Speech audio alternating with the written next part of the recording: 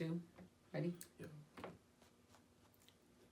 Do a smile so that Right, it don't right. catch us opening like. I know, right? Like, And then all of a sudden we just start talking. Okay, ready? Smile. Welcome to Out in the Open with Dr. Jaw, the podcast where real talk meets real healing. Hosted by Dr. Margot Lewis-Jaw. This show dives deep into the raw, honest, and sometimes uncomfortable conversations that we need to have, with mental health at the heart of every episode. Nothing is off limits as we bring the tough topics out in the open. So sit back, get ready, and let's get real together.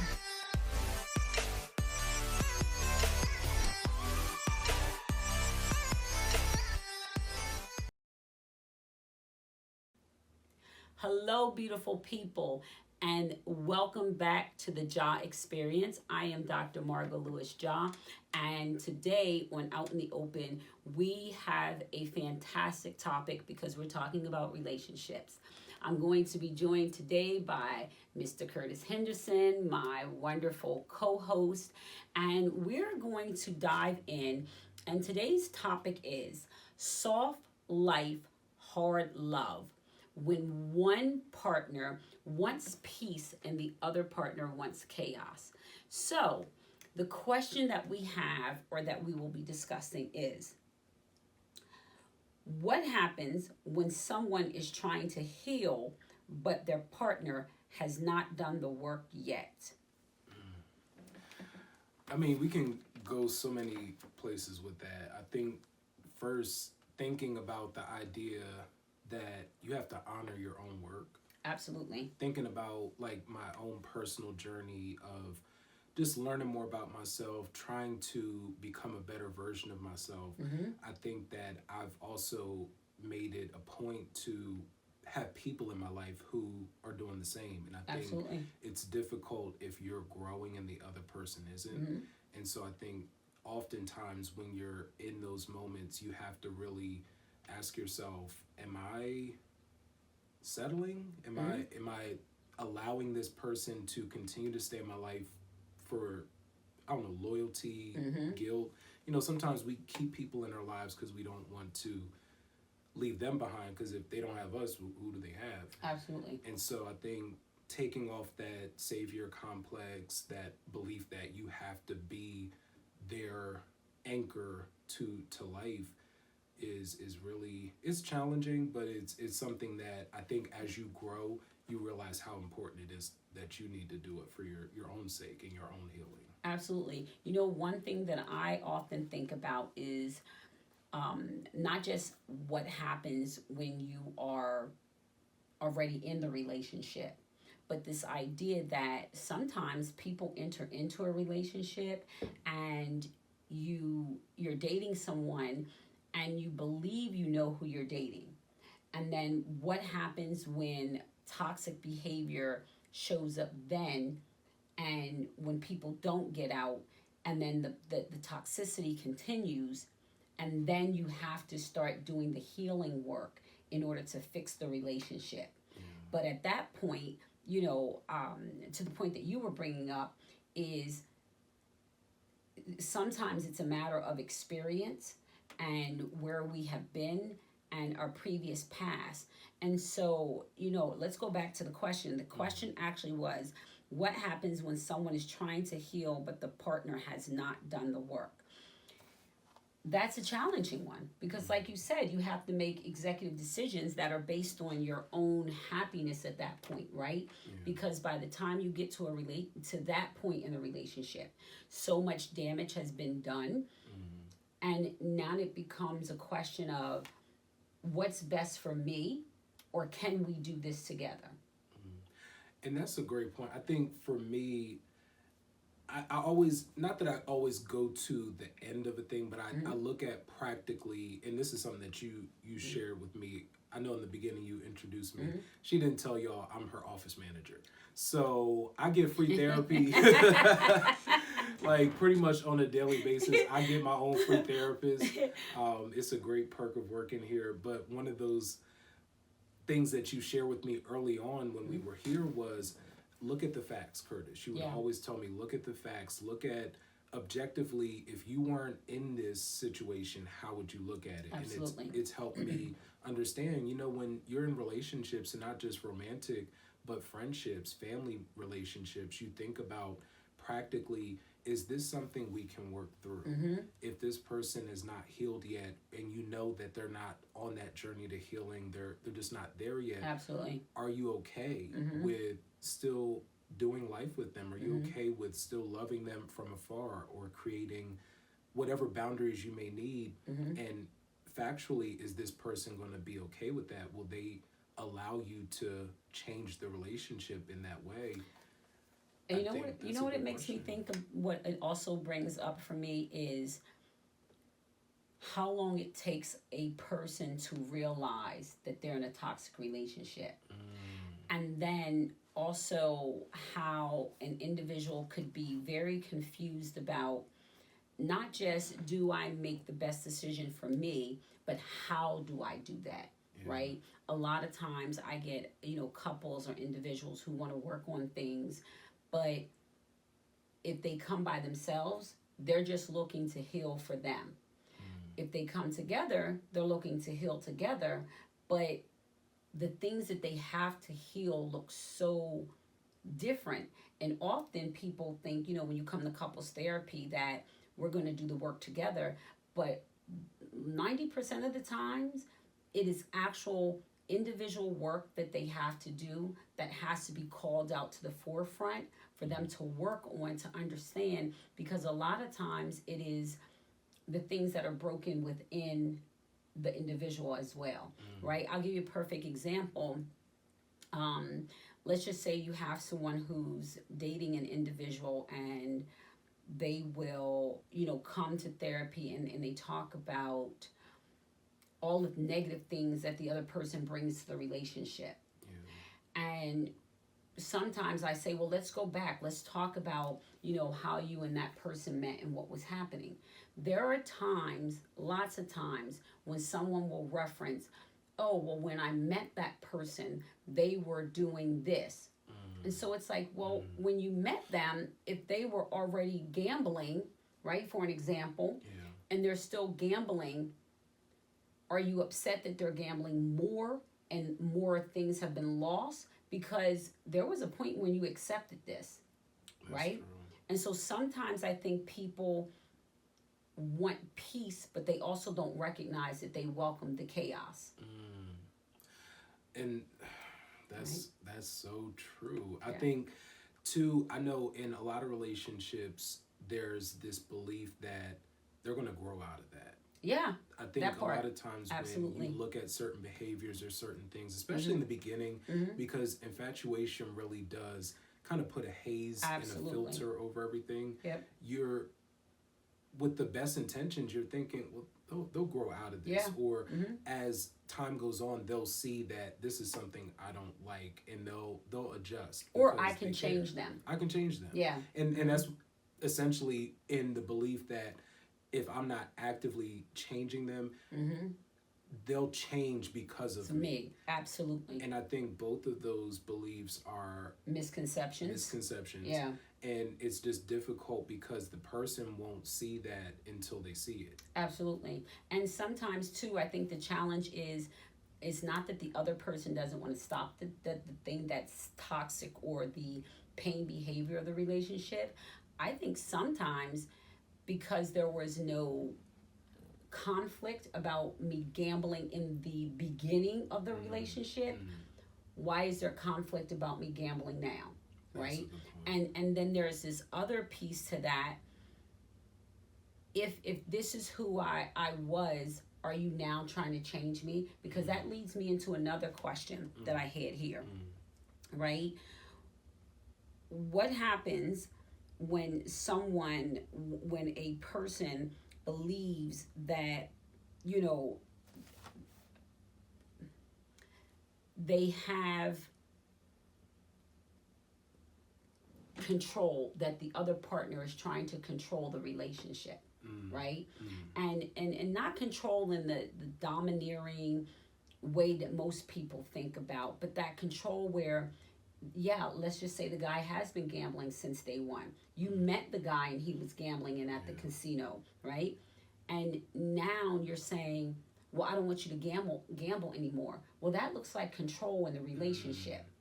And so my question is the guy who's gambling wrong? Because to him that is peace. It was enough that when he started the relationship, it was, you understand what I'm saying? It was peaceful, it was healthy, there was no problems. You knew I would go to the casino and gamble, several days out of the week. But now you're trying to take that away from me. So now, is that control? Are you trying to control me? Right? You said a mouthful, and I think the thing that I took from that, and I think this is something a lot of men can probably relate to, just because, like, I'm always solution oriented, right? And you said it like control, and then you also were saying like there's this peace element. I think absolutely a lot of times people don't realize it's not necessarily that I want to control you, but that I'm looking to seek peace. Because as a solution person, if everything's good, if you good, if I'm good, we good. We're good, absolutely. House is good. Like, I think when you look at things and you start to ask for adjustments, ask where it's coming from. Because you know what I mean? Like, there's a difference between saying, hey, this action that you're doing or this behavior is really disturbing my peace, gossiping or gambling or whatever the thing is. You could say, hey, I just don't want that kind of drama in my life. Absolutely. I just want peace. Versus control would be, I really don't like when you wear blue because I like to wear blue, and that's I want to be the only person in blue. That's, to me, I feel like that's control. I don't like if the person is saying, for example, whenever we're out and about, you talk to strangers and you're very charismatic.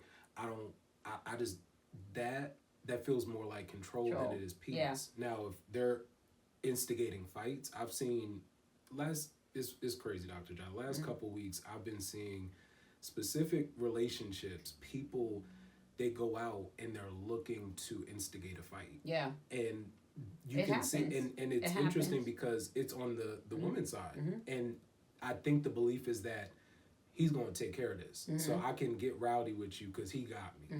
And I think... But even that in itself, isn't that toxic relation? You know what I mean? That's toxic in itself. Yeah. Do you know what I mean? That's problematic. Yeah. And for me, I was looking at that and I was just like, I could spot it. Where before, you know what I mean? Like, if you're in a relationship, you don't realize that's what's going down. And I think for a lot of people, they... Like I was saying before, you don't see it until you see it. A lot of times we're hoping that what we want will just eventually come to us. Like we don't have to actually sit down and say, this is what I want. You should see by my disappointment, you should see by my frustration that what you're doing is the problem, and we're just not communicating. Right, but that then becomes also another chaotic part of the relationship, right? Because in the absence of communication, then there's this assumption that you know what I want, you know what I need, you know what you should be doing, what's acceptable, not acceptable, and that's just not true. Because then when that happens, now you're making the assumption that because you're growing in one way, that your partner also has that same point of view and is going to grow in that same way. Just like going back to the gambling example. If he was comfortable with gambling then and he's still comfortable, because you have changed your perspective, saying, oh, well, that money can now go to, the backyard, or we can do this, or we can build a fence or get a pool.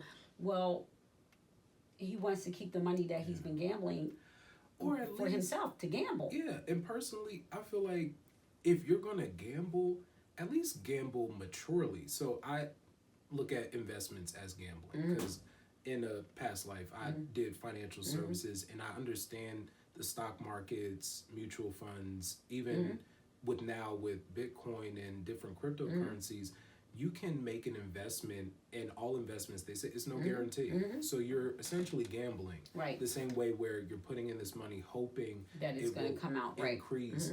Now, it's not going to be as big payouts right. as, if you're at the blackjack table or slot machine, but you still have some level of maturity and understanding that. But let me ask you a question. Let me interject. What happens if gambling at the casino is this person's piece? Right? Because, now, yes, from a financial perspective, everybody will have a different viewpoint on this, right? Yeah. Oh, gambling is wasting money. Gambling can be someone's escape. It could be someone's self-care, right? People can argue any perspective they would like to. That's true. But if this particular person's gambling is his peace and he's been doing it, again, how do you choose peace over the chaos in the relationship? I think it goes I know it goes back to what you said. It's about communication, because in relationships, that's a vital piece in any relationship, not just romantic relationships, platonic relationships as well. And communication must be effective, and the two people have to be growing on the same page if they choose to have peace versus toxic behavior in a relationship. That's fair. Right? Yeah, and I think essentially, like you just said, the idea that person's peace is found in something that doesn't bring you peace. Correct. There has to be, in any relationship, a level of compromise. And that's why I think for me, again, going into like solution thoughts, I'm like, well, if it's the thrill of it, then find something else that you can seek thrill in. But would that be fair? Because if this goes back to what we said in the very beginning, if you accepted that when you met me and it was cool and I was winning and getting these big payouts and buying you handbags and stuff and there was no conflict, should that person be allowed to still do that? That leads me to my next question about red light versus green light in a relationship and in conflict, right? Like red flags. Like red flags versus green flags, exactly. Like what's a red flag, what's a green flag in a relationship? What's your thoughts on that? Well, hearing what you're saying, and I think this is probably, I wouldn't say it's red, it's probably like bright orange. I'm working on communicating the things that I want, because I've always just grew up thinking like, if I ask you to do it and then you do it, you're only doing it because I asked you to, not because you really want to. Well, now hold on, I don't want to deviate, but let me digress for a moment. That can be true, but it also cannot be true, because what happens if that's not something that I knew about you? Do you know what I mean? So there could be a partner that does not know or does not have that much insight to their partner yet, or even if you've been together for a period of time, just because you've said something doesn't mean, oh, that's something you want me to do. Yeah.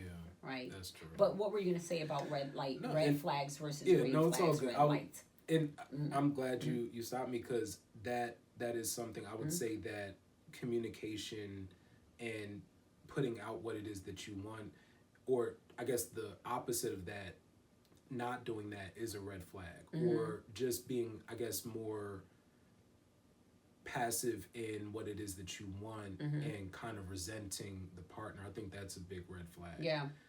I think in a relationship. And also I think too, one of the biggest red flags in any relationship is disregarding the relationship itself. Yeah, you know what I mean? that part. We have our relationship with us, we have our relationship with you. Absolutely. But then together we have a relationship that we have to both nurture and take care of.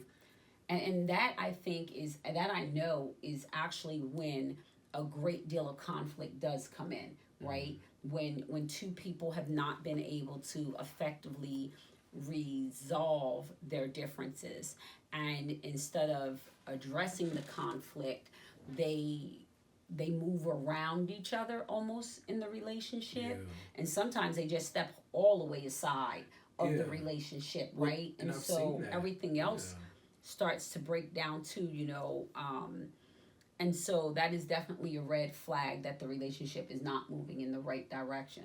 I also say, you had brought up something a few minutes ago, and you were talking about being able to identify, the things that you want.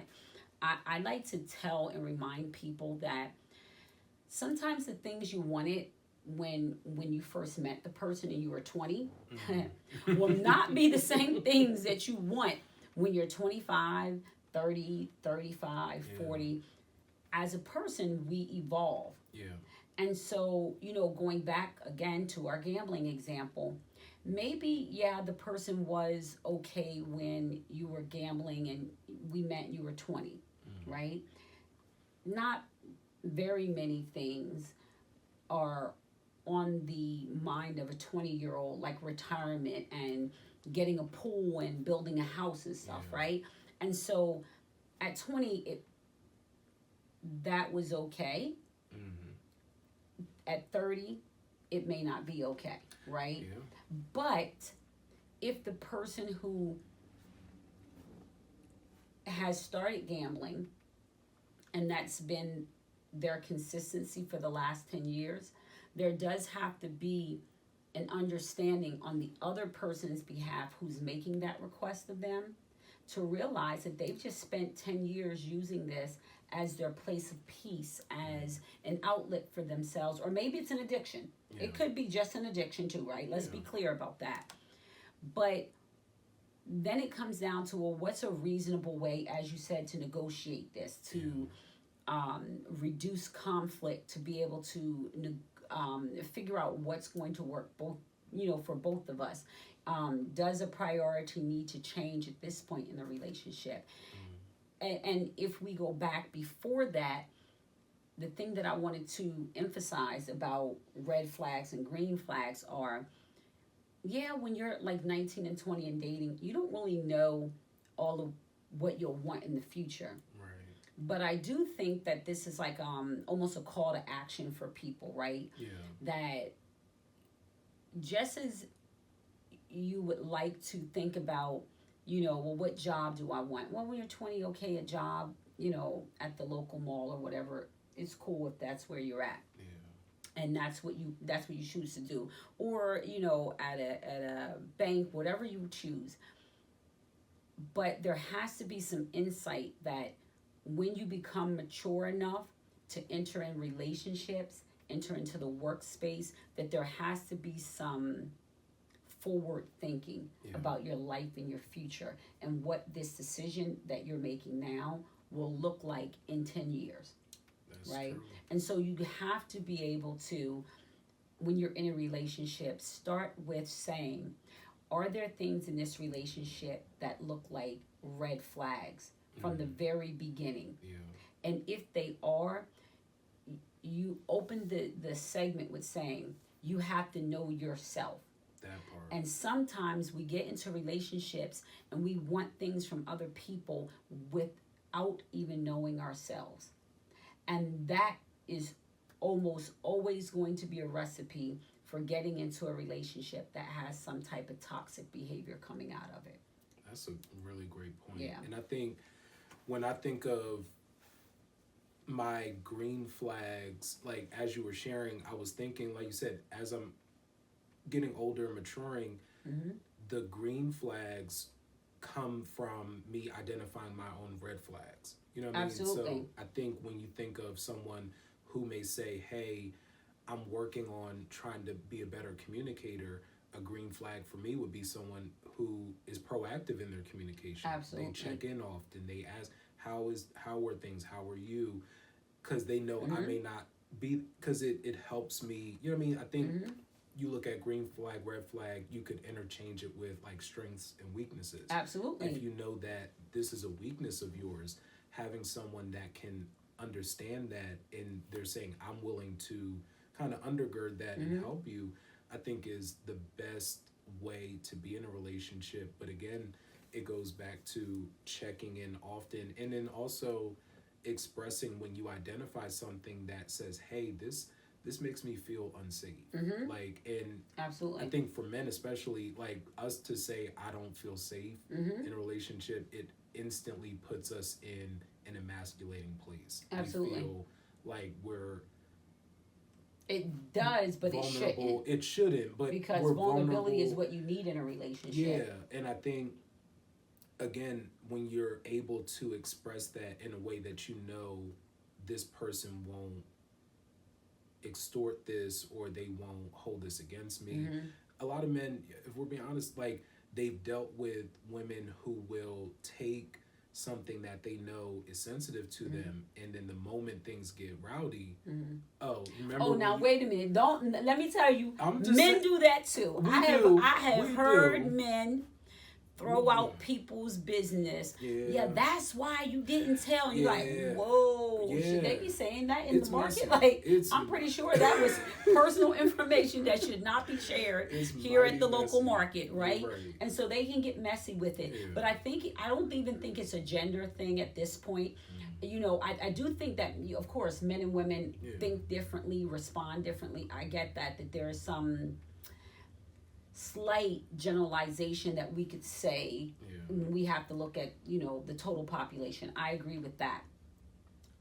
However, I think that the concept of psychological safety and emotional safety is what every person wants and needs in a relationship, right? And this idea of vulnerability, even when it's uncomfortable, without it, you run the risk of increasing that resentment and that undercurrent for conflict and chaos, right? And so, like an example of our gambler, the woman now is saying, well, you need to stop and blah, blah, blah, blah, blah. But what happened and why was she not vulnerable enough? Or was she, right? Throughout the years to say, this is not conducive for our relationship anymore. Things need to change. And even if she said it, then, what type of action and response and solutions, right? You use the word solutions. What type of solutions have been put in place in order to correct the thing that we disagree with and that we've disagreed with before it got to that chaotic, toxic place, right? And so when I think about all of that, to sum this all up, it really comes down to several things. One, the open communication, right? The second thing is being able to be vulnerable and share your truth. The third thing is identifying and being able to have that psychological safety in a relationship. And the very last thing that we've not touched on, that I would like to do so and conclude as we conclude, is setting boundaries, right? And the understanding of what that looks like in a relationship, even when you have the toxic, chaotic behavior, it's already happened. It's already been exposed. I think that people are confused that if they believe that they have been participatory in the toxic relationship for so long that they can't set boundaries. You know what I'm saying, right? You know where I'm going with this, that they can't set boundaries. But you can, because when you want to start your healing process to move forward, and here's the thing, right? Hear me clearly. It's not that you're going to be setting boundaries on the other person. Right. You're going to be setting boundaries for yourself. So, because that goes back to the control in the relationship, right? That we're trying not to do. You're absolutely right. People often think when they say, oh, set boundaries, that's me telling you, oh, no, you're not going to. You can't. Absolutely. And so that's not true. I was laughing because anyone who knows me personally, I don't like onions. Yeah. And so I'm laughing because when I think of how people have made considerations for me, like when we're doing I don't events, like onions either, so people always make considerations for me. See, so you understand where I'm coming from. So, like, but let me be clear, I also make those same considerations for people. For others. So I will make put onions in this pot of something, right, and no onions in that one. Absolutely. So, and so it's interesting because I think the way I was visualizing as you were sharing about these boundaries, one, some people, like you said, they may feel like I've been complacent. Like if I'm watching someone cook a meal and they're putting onions in the meal, if I didn't say anything then, they cook it, it's in the oven, it's coming out, it's on the table. It's the same thing in a relationship. This is baked into the meal at this point. Yep. And so now to say I don't like onions, it's like correct. I could have been making something different, Curtis. You know what I mean? So you feel bad. But I think, again, and I've shared this with others, like if there's a potluck or different things that people bring dishes to, like you said, my boundary is I don't like onions. Yep. So I'll find... I ask all the time, all the dishes that don't have onions, it's my boundary. It's for me. Exactly. And so then people will say the next time, oh, I guess I'll make it without onions for Kurt. And it's like, don't do that. Don't do that. Baby. Absolutely, don't do that. because I didn't ask you to do that. Right. That's the boundary you set for yourself. Yeah. But, you know, when we're talking about relationships, people don't know how to do that. Yeah. Right? And that's what it comes down to is how do we set healthy boundaries when we do want to start healing? Because the overall point was how do you function in a relationship with when one person wants peace and the other person is still present in chaos mode, right? Yeah. And so the boundaries that you have to set are those for yourself. So a perfect example for relationship dynamics would be if the person is highly, conflictual and there's a lot of conflict and chaos happening between the two of you, the boundary that you set is not telling the other person, oh, you're not going to be arguing with me, you need to stop arguing. The boundary that you set is you say, I no longer am going to participate when you scream and yell. Right. So if you want to scream and yell, have at it. Just know. When you're finished, I will have a conversation with you, but the moment you start screaming and yelling, I'm just going to get up and I'm going to leave the room. That's a boundary for you. Not controlling the other person. Like, you need to stop screaming and yelling at me. Because then now I feel stifled. Like, even if that's how I was expressing in that moment, now I feel like I can't express, but you're free to do. And even if it's a toxic moment. Yeah. Because the difference is, and the topic was, when you want to heal, the other person might not want to heal. Yeah. And so this is why it comes back to you making executive decisions about what's best for you, right? But I can't force you to do that either. Right. You have to see the importance of it. And so where a lot of couples and people get jammed up at is I have to make you see that. I have to make you understand that yelling is bad. Yeah. I have to teach you that you're not going to do that. No, I don't have to do any of that. I have to know that it's bad for me. Yeah.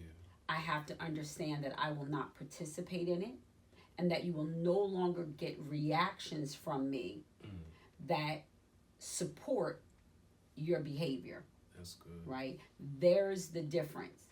Right? Yeah. And so when you put all four of those things together, you're going to be able to move towards healing. You're going to have a healthier dynamic, a healthier outcome for yourself, and ultimately, even if you don't or you're not able to maintain or keep that relationship, the relationship that you will be able to keep is the one that you're fostering for yourself. And so, because that's a relationship. Yeah. And as we said several times in this segment, how can you have a relationship with someone else when you don't have it for yourself?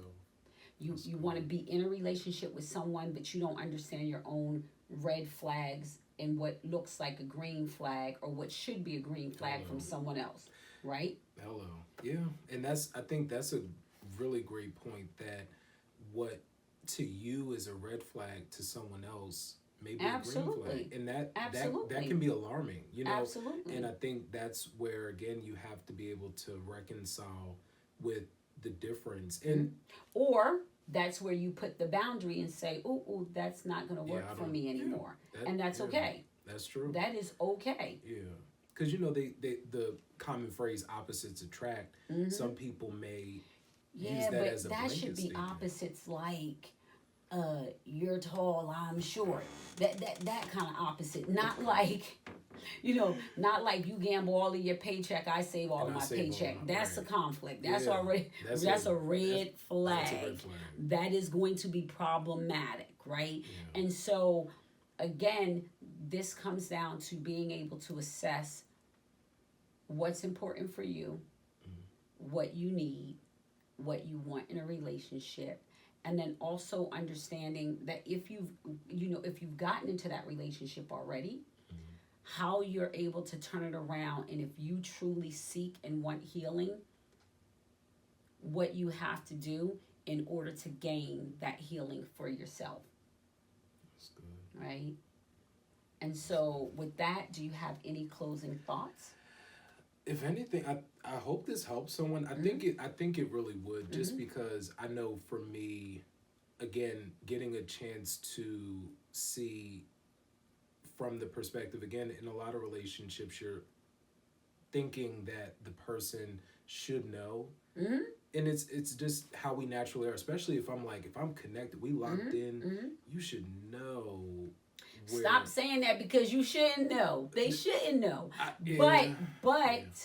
But to your point, if we're attuned, like you said, if we're paying attention, if we're intentional about our partner's needs, but then that's a healthy relationship, right? Yeah. And so that is where we'd like everybody to go. That's where we'd like everybody to be and to dwell. But when one person wants peace and the other person wants chaos, it's like being across an ocean from somebody, right?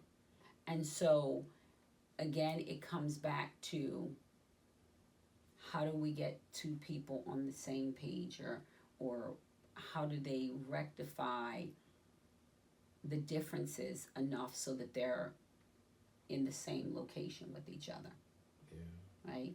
And so again, that's about effective communication, being able to identify what you need and want in a relationship, being able to share it, to be vulnerable, creating psychological safety, as well as being able to set personal boundaries that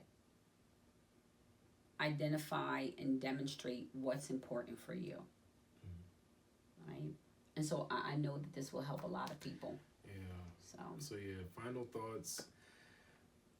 Share this with someone. I hope, again, that what we had a conversation about is helpful. And make sure you guys share this. Like and subscribe, as they say. Yes, absolutely. On I do have one last thing. I would like to make a call of action, right? I would like to make this a call to action. Tonight, or whenever you're seeing this, ask your partner, do I create psychological safety for you? Am I an emotional safe person for you, right? That way you can begin to test, what your partner believes or how they perceive you two being on the same page. Let's see if you're oceans apart or if you're closer than you think. Yeah. Thank you all for tuning into this segment. We wish you well, health, peace, safety, psychological safety.